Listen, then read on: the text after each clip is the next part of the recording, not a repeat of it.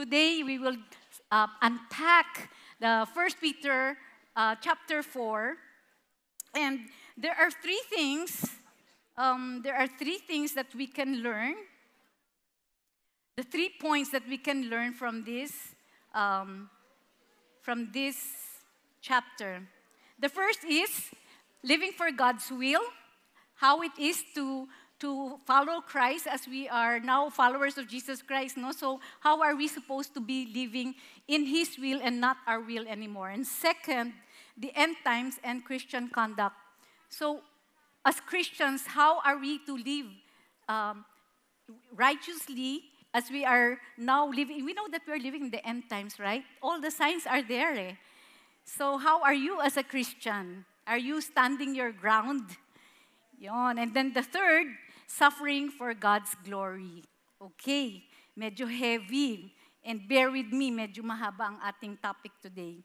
Okay, so let's all read this. Sabay-sabay po tayo. Let's read this. 1 Peter chapter 4, verse 1 to 3. Therefore, since Christ suffered in His body, arm yourselves also with the same attitude, because whoever suffers in the body is done with sin. As a result, they do not live the rest of their earthly lives for evil human desires, but rather for the will of God. For you have spent enough time in the past doing what pagans choose to do, living in debauchery, lust, drunkenness, orgies, carousing, and detestable idolatries. Let's continue. They are surprised that you do not join them in their reckless, wild living, and they heap abuse on you. But they will have to give account to Him who is ready to judge the living and the dead. For this is the reason the gospel was preached even to those who are now dead, so that they might be judged according to human standards in regard to the body, but live according to God in regard to the Spirit. Okay, so let's begin. The first key point is living for God's will in 1 Peter chapter 4, verse 1 to 6. And Apostle Peter is telling us that believers should not adopt the same mind. Believers should adopt the same mindset as Christ, ready to suffer for God's purposes. Are you ready to suffer for the name of Jesus, for His purpose? Yes, andali sabihin, di ba? But it's very hard to do. So the Apostle Paul tells us that just as Christ suffered in the flesh, we too are to live the rest of our time here on earth no longer for the things of this world. We don't do what we used to do. You know, our earthly desires, our lustful desires, they're all gone. The new has come. Diba? The old Malu is here and the old Malu is gone. And I remember the first time that I joined a Bible study back in the St. Francis Square, and I met this friend. I don't know if she's here today. Her name is Myra Caparos. And after the Bible study, she comes to me and she said, you know, when you turn to Christ, when you surrender your life to Jesus, you turn 180 degrees, di ba? You turn 180 degrees, and then the enemy, Satan, will throw stones at your back so you will go back to your old ways. But not with us, di ba? No turning back. Di ba? There's this song. How does that song goes? No turning back. Yon, I have decided to follow Jesus. No turning back. No turning back. Oh, napakanta ko on stage first time. Okay, so what is the human problem? Okay, before we do that, as we want to follow the will of God, there is a requirement. The 3 requirements. The commitment, just as Jesus endured suffering for our salvation. And then the second is the commitment that will endure through great struggles. Because we know that we're going to face so many struggles, so many challenges. Are you experiencing that? Now, especially now that we are living the end times, ang dami, no? And the commitment to turn 180 degrees, never to look back, okay? That's not us. We will not look back, okay? So in Matthew 6:24, let's all read this.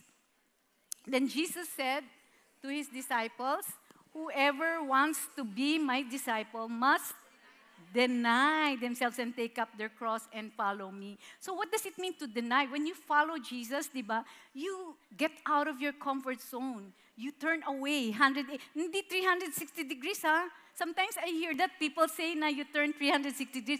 Pag 360 degrees, ganito yun. O, babalik din ako sa dati, di ba? But when you say 180 degrees, you turn away from your old self, no? Yan. Okay, so what does it mean to arm yourself with the same mind in verse 1? Our problem is human problems. We refuse to sacrifice. Ayaw natin yan. When we pray, Lord, we have so many requests, prayer requests. Lord, I pray for my husband, I pray for my children, I pray for our business, ang dami-dami. But when it comes to problem, Lord, please spare me from this problem. I don't want to have this kind of problem. And when we do that, when we pray that, we want easy victory. But there's no such thing. We cannot grow spiritually without the suffering, without the sacrifices, without the trials, without adversities. So what is our calling? We are called to sacrifice in the battle against sin. Because God knew that we will always have to face temptation. Nandyan, kahit na even if we're Christians, temptation is always there, knocking at your door. So, he who suffered, in verse 1, it says, he who has suffered in the flesh has ceased from sin. So, suffering from the sake of Jesus changes our outlook regarding sin.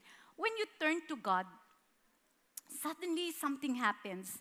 You know, your appetite for sin, your desire for sin, the things that you used to do, ayaw mo na eh. Are you experiencing that? Or are you still struggling with sin? Diba? There's, if you're a smoker before, no? Suddenly, when you follow Christ, parang ang pait na. It's so bitter, the taste of cigarette or maybe alcohol. Because why? When we turn to Jesus, He enters into our heart, and His heart is inside our heart that's operating, no? And the Holy Spirit now takes control. And so it changes our outlook with sin. Ayaw na natin. So our pursuit for lust of the flesh changes. And we no longer live for the flesh, but for the will of God. No, marunong na mag-surrender. Suko na, before ang suko ko dati ganito lang eh. Okay, Lord, pagkanta-kanta ko ganito, Lord. Pero when I was going through a very painful trial in my life, I learned to surrender this way, as in talagang, you know, and you don't care. When you go to church, you're just raising your hand because why? You're completely surrendered. No more shame, no more guilt. Yan. So, has ceased from sin means it's the spiritual state of a victorious sufferer. Ang ganda, no? A spiritual state of a victorious sufferer.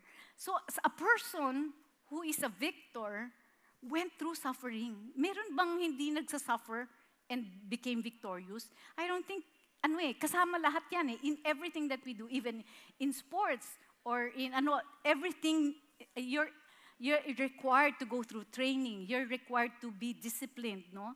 Kasama yon. It breaks a life dominated by sin, and then sin has been terminated. Wala na. It has no appeal to you anymore. Maybe for some, maybe you're in a wrong relationship, and then suddenly, parang, wow, yung dating pogi, ang pangit na niya sa akin ngayon. Why? Because you know it's sin eh. You know it's not good for you, no? So it changes. Even with food, di ba? Pag alam natin, sinful yung food. Then, parang psychologically and spiritually, with the help of the Lord, we're able to overcome. And we are now able to see sin. Before, when I'm in sin, parang I justify it. I rationalize. Kasi logical eh, you know, dapat lang, di ba? So, I see it ng parang gray area siya. But what happens when we turn to Jesus, it's like He gave you a new set of eyeglasses to see sin as sin. Very clear na siya, black and white na siya, and you don't struggle anymore. No, we begin to hate sin just as God hates sin. So, how do we abandon our past sins? Peter urges Christians to turn away from their past sinful behaviors and live differently from non-believers. That's what sets us apart.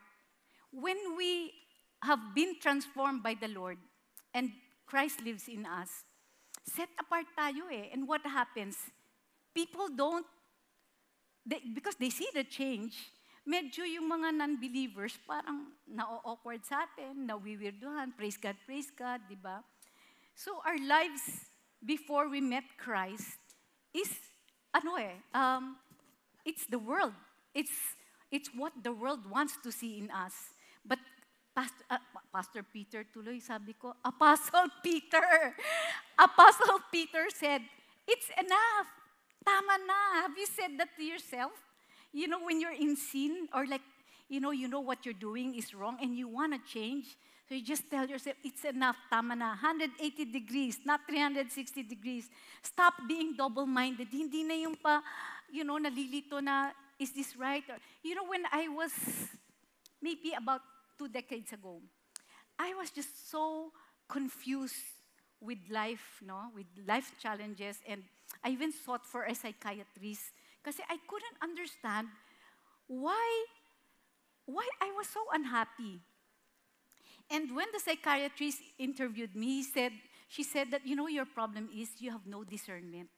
I could not discern kasi I know my conscience tells me that this is wrong, but I see the world doing it. So parang confused ako. I feel like everyone's doing it, so I think it's okay. Pero how come I don't have peace in my heart? And that's because we know that our conscience tells us it's wrong. So no longer thinking like the world does. It's a change of heart, a change of mindset through the scripture. How can we have a changed mindset? We need to read the Word of God. Because, we can pray and pray and pray. Nothing wrong with that. Praying is exhaling. You pray, you tell God everything that you feel. Pero by the time the Lord wants to answer to you, busy na ako, di ba? But for us to hear God speak to us and train us and teach us how to escape sin is when we read the scripture, when we read the Bible. Two-way pong, it's a two-way relationship. It can't be that tayo lang ang nagsasalita. It has to be a two-way thing that the Lord will also speak to us. And the only way we can hear Him is through the scripture. In 2 Timothy chapter 3, verse 16 to 7, let's all read this. All scripture is God-breathed and is useful for teaching, rebuking, correcting, and training in righteousness, so that the servant of God may be thoroughly equipped for every good work. So the Word of God is the one that teaches us, that tells us what is right or wrong. It's the one that rebukes us when we need correction, when we don't have discernment. No, it trains us in righteousness. Okay, now let's continue. In 1 Peter chapter 4, verse 2 to 3. For you have spent enough time in the past doing what pagans choose to do, living in debauchery, lust, drunkenness, orgies, carousing, and detestable idolatry. So, sexual sins have been a problem already even back as far as back in the Old Testament. Hindi lang yan ngayon struggle. Even in the olden times, people struggled with sexual sins. So what are these sexual sins? Yung hindi lang sexual sins, no? There is lust, usually intense or unbridled sexual desire. There's this parang, it's when we have unmet needs, I'm learning this from Glorious Hope, we have substitutes eh. When we feel empty, we feel unloved, we look for substitutes, and sometimes we find it in having sexual relationships, in drunkenness, no? Saturated with alcohol, given to habitual excessive use of alcohol, carousing, to drink liquor freely or excessively, to take part in or engage in dissolute behavior, no? Drinking parties, sin pala yun. Kasi I grew up that, I think one of our struggles in our family was alcoholism. And I remember my dad, would give my lola, fundador on Christmas time. Parang bakit, no? My lola was so old na noon, binibigyan niya ng fundador. But why? Because my dad was also into drinking alcohol. And I see it in our generation and even the next generation. So it's being passed on. So it's a struggle, no? And then when we have parties, when we have gatherings, talagang inuman, lasingan. And I thought that was normal. But again here, the word tells us that it's a sin. Why? Because when we are drunk, when we drink alcohol, ibang spirito yung pumapasok eh. It's the spirit of who? Spirit ni Satan, di ba? It's not the Holy Spirit, but spirit of the enemy. And debauchery, extreme indulgence in bodily pleasures, and especially sexual pleasures. Perhaps some of you are saying, Malu, hindi ko naman ginagawa yan. Hindi naman ako guilty of sexual sins. But what about anger, rage, hatred, unforgiveness, bitterness, gossip, nako mga marites, materialism, no? Kailangan maganda yung bag ko, kailangan bago shoes ko. Vanity, di ba? It's all about I, me, myself. Greed, you want more, no contentment. Lying, no, para dun lang yun. Ano naman yun, white lie lang. But in the eyes of God, a lie is a lie. And I'm learning that also. Controlling, manipulative, domineering. Very common sa ating mga women, no? Nakaka-relate ba kayo? Yeah. And arrogance, unfaithful, selfish, I, me, myself, me muna. And then envy and jealousy. So these are the sins that we need to abandon. They call it nga the respectable sins, di ba? Okay, now let's go to facing criticisms. As we follow Christ, expect criticisms, no? Apostle Paul says nga, non-believers may criticize Christians for not engaging in their sinful behaviors. When we turn to Jesus, when we do that 180 degrees turn, nagtataka yung friends natin. Corny na. Malu is not as fun as she used to be. Di ba? Does that happen to you? Pag may gossip, ayaw nang makinig. Ganon ba kayo? Yon, di ba? And this is it's something that we are to expect. And it's a privilege if people see us that way. That means you are doing something that is impactful. You're doing something that is good, that is already impacting, and it's convicting other people's sins. So in verse 4, they think it's strange that you do not run with them in the same flood of dissipation. So we are going to be, as followers of Christ, what? We will be judged. We will be persecuted, ridiculed, humiliated, challenged. Nakaranas ba kayo? China-challenge kayo sa faith ninyo? No? And we are mocked as well. Why? Because we no longer do the same things that we used to do. We have turned away 180 degrees. So when we don't participate in the sin around us, we convict those who practice their sin and they don't like that. So they speak evil of us. Ayaw nila yun. Kasi nagigilty sila eh. Like if you like gossiping with your friends before, your non-believing friends, and then suddenly you tell them, shh, let's not talk about her anymore. Diba? Ay, ang corny na ni Malu ngayon. Hindi na siya fun to be with, no? So it should not matter how your good deeds are received by them. What we do it for the Lord. It is the Lord we obey and we please. Okay, let's read 1 Peter chapter 4. Medyo mahaba. Sabay-sabay po natin basahin. 1 Peter chapter 4, verse 3 to 11. The end of all things is near. Therefore, be of sound judgment and sober spirit for the purpose of prayer. Above all, keep fervent in your love for one another, because love covers a multitude of sins. Be hospitable to one another without complaint. As each one has received a special gift, employ it in serving one another as good stewards of the multifaceted grace of God. Whoever speaks is to do so as one who is speaking actual words of God. Whoever serves is to do so as one who is serving by the strength which God supplies, so that in all things God may be glorified through Jesus Christ, to whom belongs the glory and dominion forever and ever.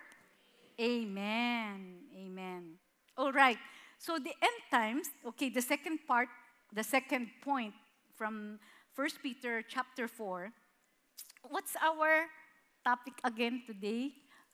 Look to rejoice in suffering.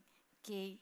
So, in the end times, what should our conduct be? What should Christians' conduct be? First, we need to be diligent in prayer. Be serious in prayer. Be watchful in prayer. You know, before, when I pray, parang it's just like a ritual for me. Repetitious, ulit-ulit, parang the next day na naman, yun na naman yung prayer ko. But as we seek the Lord, and because we are now filled with the Holy Spirit, He gives us also the words to pray. But we have to seek it. You have to seek the Holy Spirit when we pray. You have to take it seriously. Hindi lang yung wala lang. Di ba? And be watchful. Be watchful. Why? Because we are living in the end times. So in the last days, Christians would live with an attitude of love. That's how our attitude should be. Love those who we are going to spend eternity with. Who are the people we are going to spend eternity with? Tayo. So please tell the person beside you, I love you, sarangi, sarangi. Yon. Yeah. And because love does cover a multitude of sins, we also have to love the sinners but hate the sin. So don't just love your D group. Don't just love the sisters in Christ, but also love the sinners. Why? Because they need Jesus. God wants to use us, and the way we show our love is through our change. It's through the time that we spend with them. It's through the sacrifices that you make for them.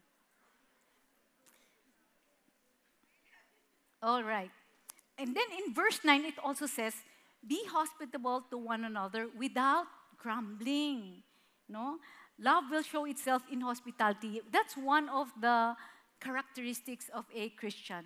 We're so willing to open our homes. We're willing to, get some money in our pockets because we want for them to see Christ in us. No? So we open our homes to others without grumbling. Nag-grumble ba kayo when you have Bible studies in your homes?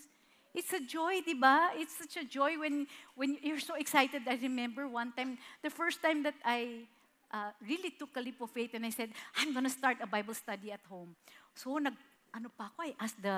I asked my cook to cook, no? Nilabas ko pa my chafing dish. Talaga, I was so excited. But what happened? Walang dumating. Siguro may dumating isa lang, pero not at the time that I said that the Bible study would be, no? But I thank God for that because with that one person who came, na late na rin siya dumating kahit malamig na yung food, God has a purpose, no? And sometimes we ask the Lord, Lord, bakit pinaano mo pa ako ng food, And these people that I invited are not willing naman pala to come. But I know that the Lord will say that one day when we all go to heaven, and if this person who rejects the word of God does not want to receive Jesus, will tell Jesus, oh, I'm sorry, I didn't know you. But Jesus will say, oh, remember, Malu invited you, but you didn't want to go. Diba? So let's not, wag tayong manghinayang. It's all right if we prepared and nobody came because that God has a purpose for that. So being hospitable is costly, magastos, burdensome, and it's also irritating if your motive is wrong. But remember, every time we open our homes, every time you give out, you shell out for other people, we can trust that God can replenish. He will provide, and His grace is sufficient also. Amen. Okay. And then in verse 10, it says, as each one has received a gift, minister it to one another. So every part is important. Just like here in Women to Women, maybe many of you are volunteers. Maybe some is just there, greeting, carrying that welcome placard, di ba? But even the least important part of the body is important in Christ. No? Important po yan, everyone. Kahit, I even told my cook noon when she prepared that food, I said, you know what? You are serving God when you are cooking for the ladies who come for Bible study. So we do it with the strength God provides. And who gets the glory? God alone gets the glory. Okay? So in 1 Corinthians 12, verse 7 to 11, let's read. To one there is given through the Spirit a message of wisdom, to another a message of knowledge by means of the same Spirit, to another with faith by the same Spirit, to another gifts of healing by that one Spirit, to another miraculous powers, to another prophecy, to another distinguishing between spirits, to another speaking in different kinds of tongues, and to still another the interpretation of tongues. All these are the work of one and the same Spirit, and He distributes them to each one just as He determines. No? So each one of us will be given a special talent. Nobody can say na, ikaw Malu, kaya mo yan. Kaya mo mag-speak. Ako hindi ko kaya yan. Maybe you can't, but God has given you also a spiritual gift. And how do you know if you have a spiritual gift? It's confirmed by other people. Di ba? May pagsasabi sa'yo, oh, you're so hospitable. You're so generous. You're so thoughtful. You always think of bringing food, no? So that's how we know that, how God confirms our spiritual gifts. Okay. Now, suffering for God's glory, the final na. Okay? Peter encourages Christians not to be surprised by the trials they face, but to rejoice in participating in Christ's suffering. Okay, let's read this. 1 Peter chapter 4, verse 12 to 13. Beloved, do not be surprised at the fiery ordeal among you, which comes upon you for your testing, as though something strange were happening to you.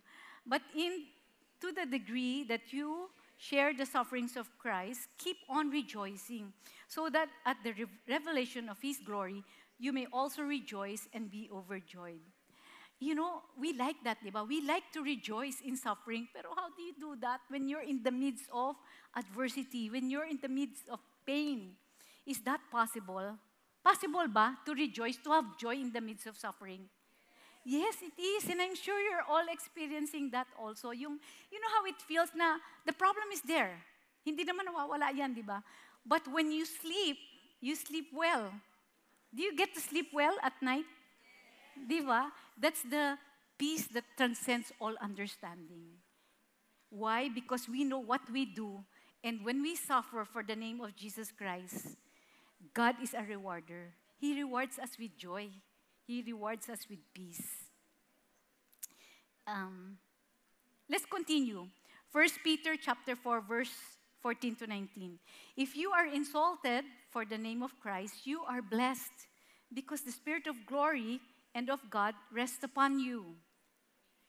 Make sure that none of you suffer as a murderer or thief or evildoer or a troublesome meddler.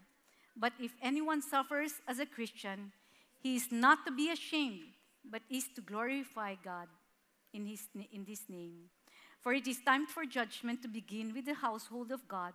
And if it begins with us first, you and me, what will be the outcome for those who do not obey the gospel of God? And if it is with difficulty that the righteous is saved, what will become of the godless man and the sinner? Therefore, those also who suffer according to the will of God are to entrust their souls to a faithful Creator in doing what is right. Before I continue, I want to call my friend. Her name is Elizabeth. Maybe some of you are familiar with her. She comes here to Women sometimes. And I've known her for almost a decade. Almost a decade. And she has a beautiful story to share with you. And please, ready kayo ng tissue. Do you have tissues in your table? Nako, guaranteed. Ako po si Elizabeth Sia. Lumaki ako sa Hermosa, Tondo. Ang negosyo ng aking papa ay isang may-ari ng cabaret or beer house nung araw. Nasanay ako sa lahat ng gusto ko ay binibigay nila sa akin. Ngunit isang araw, inatake sa puso ang aking papa. Sumunod po ang aking mama. Pasensya na, nervous po ako. Hindi ko po alam ang gagawin ko sa buhay. Kaya napilitan po akong maghanap ng trabaho. High school lang po ang natapos ko. May kaibigan ako nagyaya sa akin na mamasukan sa isang bar sa Cubao kung saan siya nagtatrabaho sa edad kong 25 years old. Nag-umpisa na po akong magtrabaho sa bar. Nung una, masaya. Malaki ang kita. Kaya gabi-gabi, sabay na kami ng kaibigan kong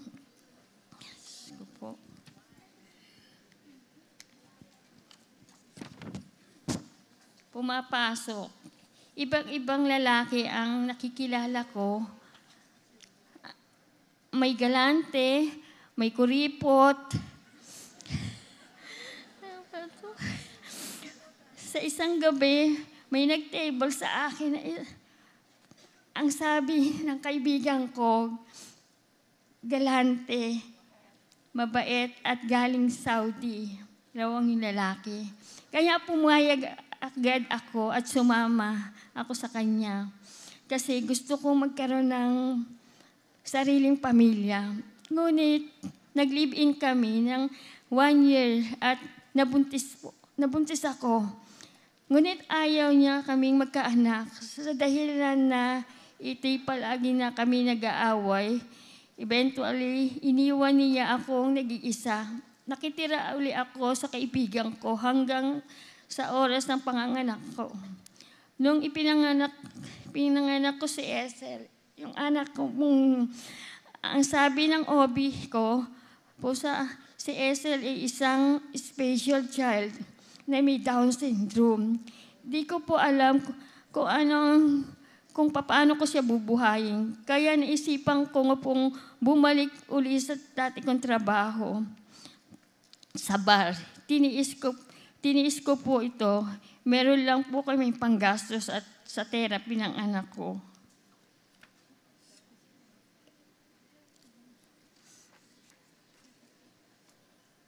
Si Ethel po may pambayad sa mga alagain habang nagtatrabaho ako sa gabi. Pinaalis na kami ng kaibigan ko. At sabi niya ay ipaampong ko na lang daw si Ethel kasi hindi ko po kayang palakihin.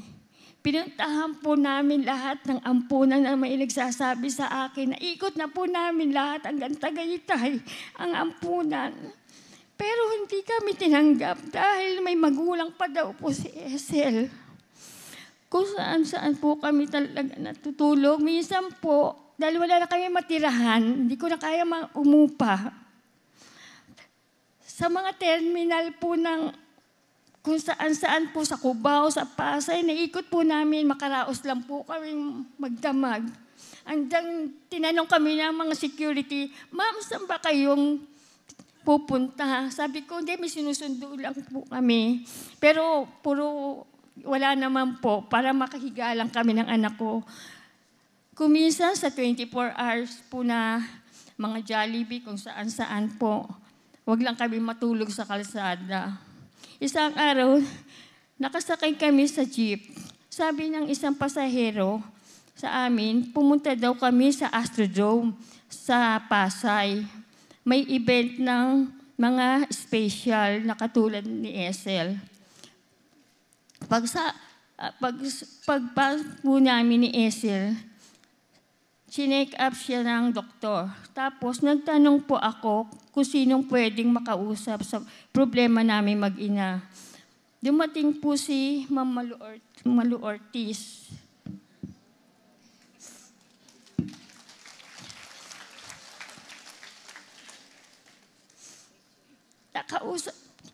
Nag-usap kami tungkol sa problema ko kay Esel. Na in-explain niya sa akin na si Esel ay isang blessing sa akin. Ang payo niya, kumapit ka lang kay Jesus. Tinanggap ko si Jesus bilang Panginoon at doon nagsimula akong mag-attend na CCF St. Francis. Dahil doon, unti-unting binago ni Lord yung buhay namin mag-ina. Maganda kami, nagtinda kami ng popcorn sa UST. Yun ang kinabuhay namin. At sa UP, dumating din po ang pagsusubok sa amin araw-araw. Pagod ako. Nagbitaw po ako ng salita na naman.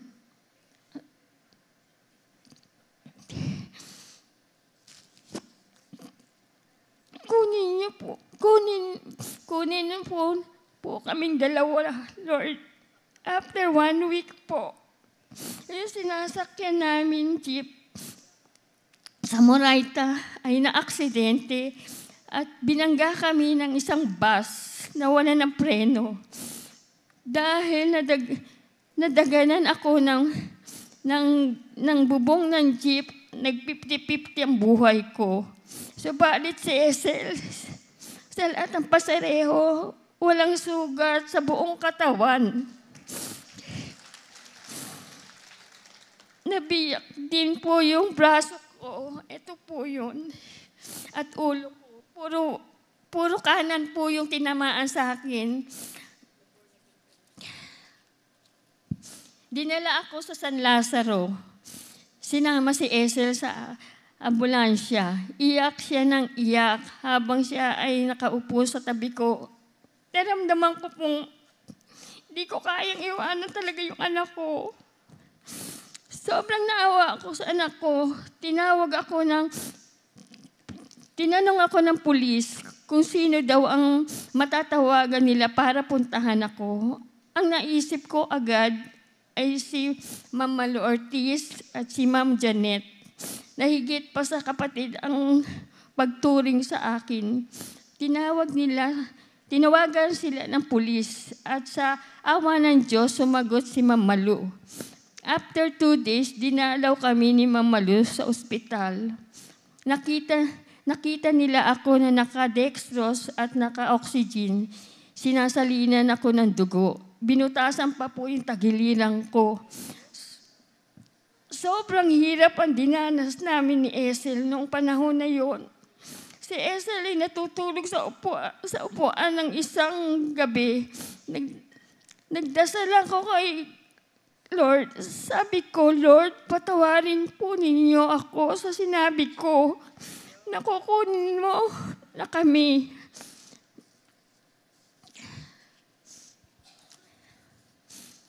Ang sagot sa akin ay, sige, gusto mong magpahinga? Kaya sige, papahingihin kita dyan ng 3 weeks.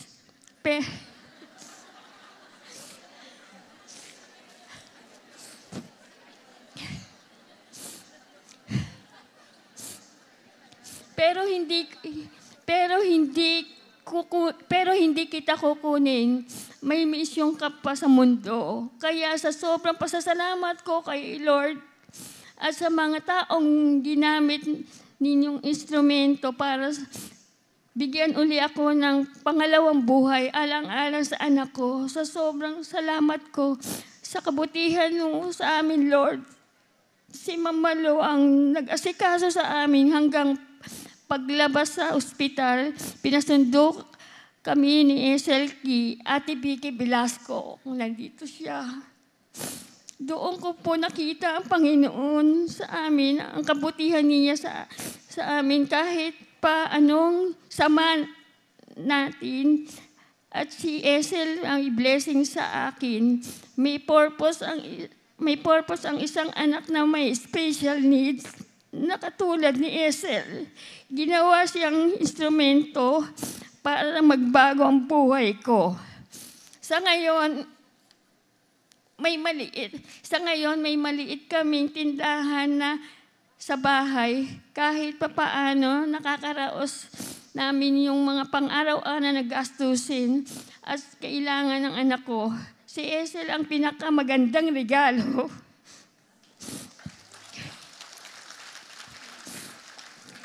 Pinakamagandang regalo na binigay ni Lord sa akin para magbago yung buhay ko. Aalagaan ko siya at paalagaan ko hanggat nandito ako at malakas pa. Simula noong nakilala ko ang Panginoon, every Sunday, umaattend na po ako ng CCF at wow, to God be the glory. Thank you po. Praise God. Praise God. Sabi ko sa inyo, di ba, kailangan ng tissue. Praise God. Elizabeth and I have been friends for 2 decades, and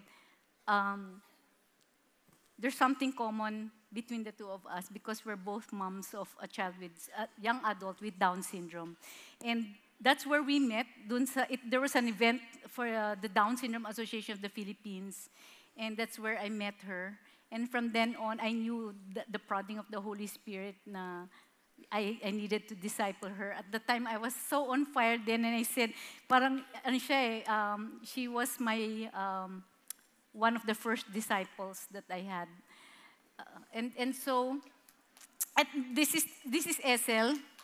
Yeah, he also gets very emotional whenever he sees his mom crying.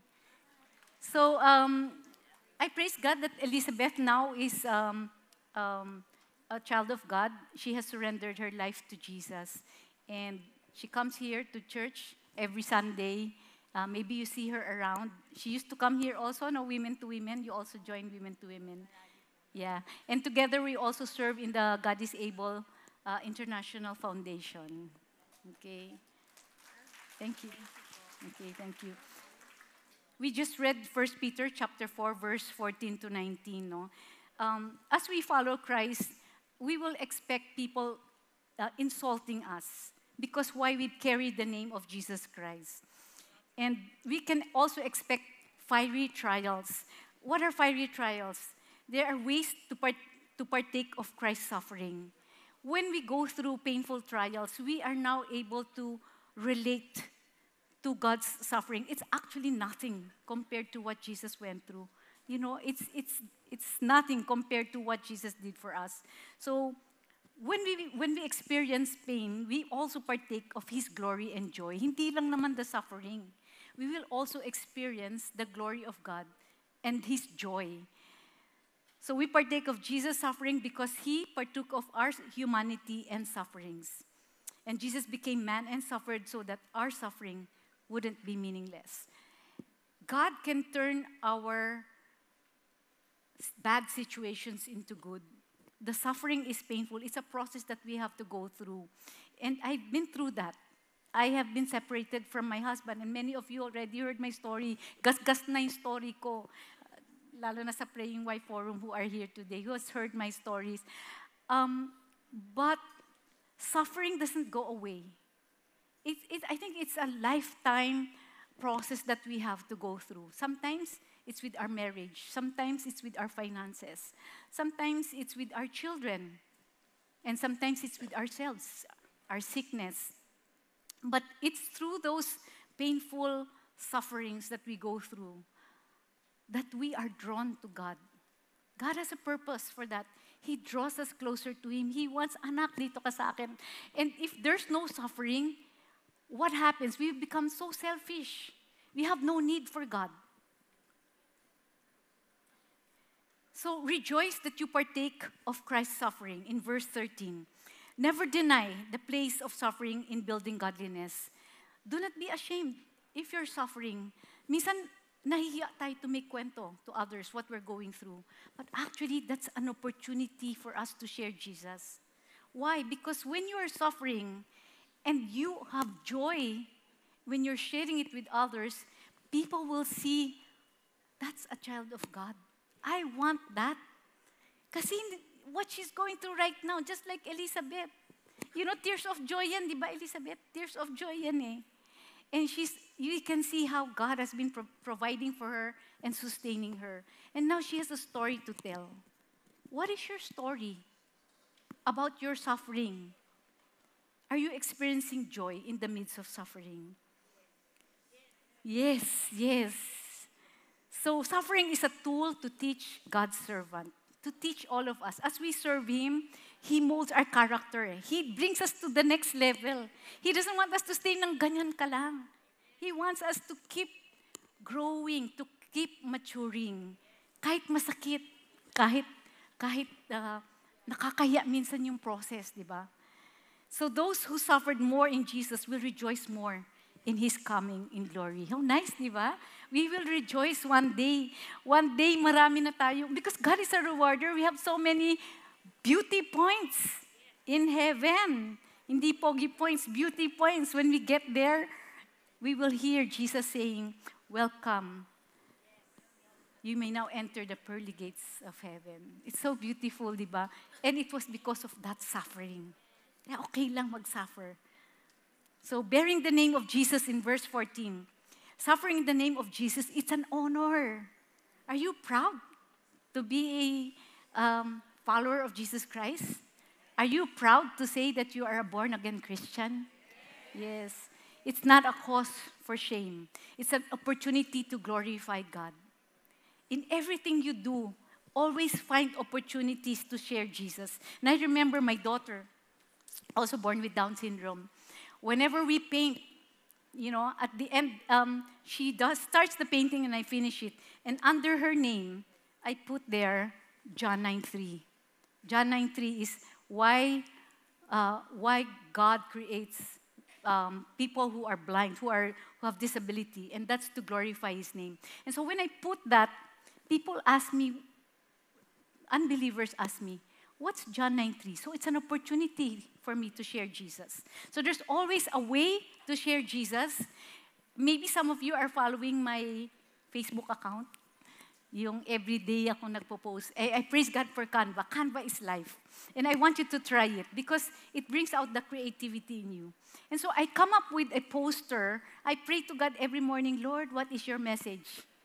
And I just come up with a poster with a quote, and then I connect it with a Bible verse, and I write a short microblog. A microblog, because I know that people don't like to read. They just swipe, swipe, swipe. But if you write short, this direct, and catchy photos, catchy posters, then God can use you. Maybe you're shy. You can't speak. Maybe you're saying, Malu, I'm not you, I cannot speak. But if you like to write, if you're shy, you can share Jesus in social media. It's a very, very effective platform. So it's a blessing when we bear the name of Jesus. It shows that we are following Him. So if we are being persecuted, that means you're doing something great because it's impacting other people. Maybe in a negative way, but that's okay. We suffer because we are identified in Jesus, with Jesus. Okay, so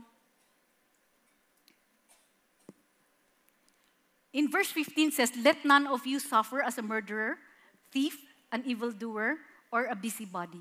We suffer because of Jesus. We don't want to suffer because we did something wrong. Ang sakit nun di ba? When we are disobedient, ang sakit mapalo ng Panginoon.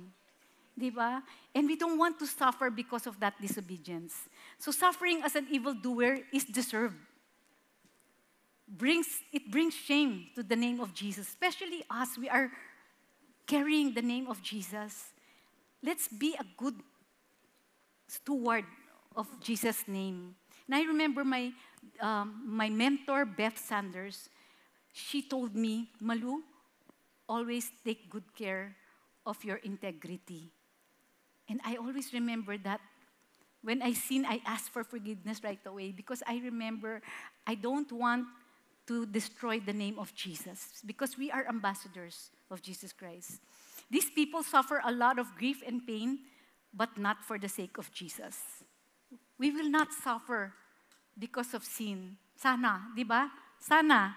But we will suffer for the name of Jesus. Is that okay? To suffer for the name of Jesus? Yes. Amen. So suffering as a Christian is nothing to be ashamed. We should glorify God in these matters. We don't glorify God for suffering. We glorify Him in suffering. So that's our goal. That's our goal. When my husband filed for the annulment, ito na naman yung kwento ko, no? Alam nyo na ito. Pero meron kaduktong yan, promise. So, I struggled with, should I fight for the annulment or just give the annulment? And every time I read the Bible, it talks about glorifying God. It talks about following Jesus. It talks about obedience. And I said, if I fight for the marriage, it will glorify God. Why? Because He hates divorce. What God has joined together, let man not separate. But if I give the annulment, I will just be like the world. And when I enter the court, whenever I enter the regional trial court, I see other women cheering, maligning their husbands, bringing out all their baho, all the ugliness of their husbands. And I said, I'm going to be different, Lord. I want to glorify your name. I want this marriage to be restored because I want to glorify your name. It hasn't happened. It's been 18 years already. The last time I was talking here, parang sabi ko, 13 years eh. Ngayon, 18 years na, and I'm still here, but still waiting. And I feel the grace of God. And I know that one day, His name will be glorified through the suffering that I went through. Yeah. So judgment begins in God's house. It begins with us. It starts with His people, urging all of us to remain faithful and commit our souls to God. Are we faithful? Are we committed? So for the time has come for judgment to begin at the house of God. He uses suffering as a judgment in a positive, a purifying way for Christians, no? So if we are suffering right now, it's to cleanse us. It's to purify us, to become better versions of ourselves. It begins with us first. Tayo muna. No? Kasi minsan gusto natin siya na, Lord, magbago na sana siya, magbago na yung asawa ko sana, magbago na sana itong anak ko. Pero it has to begin with us. And when we change, there's going to be a ripple effect when they start seeing Christ in us. So finally, in 1 Peter 4, verse 19, therefore, those also who suffer according to the will of God shall entrust their souls to a faithful Creator in doing what is right. If there's any one of you right now who is probably struggling, maybe you're suffering in sickness, suffering in your marriage, or maybe with your finances, and you don't understand what it means to rejoice in suffering. Perhaps you have not internalized what Jesus did on the cross. And I want to give you this opportunity to receive Him and to completely surrender your life to Jesus. And we just have to say a simple prayer, acknowledging that He is your Lord, He is your Savior, being honest with the pain that you're going through, and then completely let it go. And if that's you are here today, it's not an accident. The Lord is moving, knocking at the door of your heart right now. And He's telling you, it's okay. I allowed you to go through suffering because I want to draw you closer to me. You are here today because He's revealing Himself to you right now. So just pray with me right now. Dear Lord Jesus, thank you, God. Thank you, Lord, that you have suffered on the cross for my sins. And I acknowledge, Lord, that I'm a sinner. And whatever suffering I'm going through, I know it is a consequence of my sins. But Lord, thank you that you are a merciful God. And I thank you, God, that you have revealed yourself to me today. I want to experience joy in the midst of suffering. So I now open my heart, Lord, and invite you to come in. Lord Jesus, be my Lord and Savior. From this day on, Lord, teach me to be more like you. Change me from the inside out. And help me, Lord God, to experience and go through suffering with joy, because I know you're going to be with me, that you will walk with me, that you will help me go through this. In your name, Jesus, I pray. Amen. Amen. God bless everyone.